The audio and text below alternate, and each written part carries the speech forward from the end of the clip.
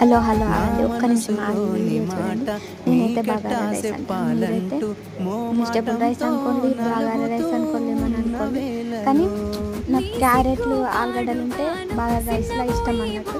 అందుకే కొంచెం ఆయిల్ వేసుకొని బగారా సామాన్లు వేసుకొని పచ్చిమిర్చి, ఆనియన్, క్యారెట్, ఆలుగడ్డ, కొత్తిమీర వేసి కొంచెం మగ్గిన తర్వాత వాటర్ వేసుకోవాలి. ఒక గ్లాస్ బియ్యంకి 2 గ్లాసుల వాటర్ వేసుకోవాలి. నేను ఒక గ్లాస్ 2 గ్లాసుల తీసుకున్నా. 3 గ్లాస్ అండ్ హాఫ్ వాటర్ వేసుకున్నా. వాటర్ వేసుకున్న వాటర్లో సాల్ట్ వేసుకుని క్యాప్ పెట్టేసి అదే మూత పెట్టి తర్వాత వాటర్ ఇట్లా వేడైన తర్వాత రైస్ వేసుకోవాలి. రైస్ వేసుకున్న తర్వాత కొంచెం ఉడికిపోతుంది. ఆల్రెడీ ఉడికిన తర్వాత ఫుడ్ కలర్ అయితే వేయలేదు, నార్మల్గా ఏదో చిన్నగా పసుపు వేసిన ఇంత స్ప్రెడ్ అవుతుంది అని అనుకోలేదు. ఏదో చిన్న ప్రయోగం చేసిన. నాకు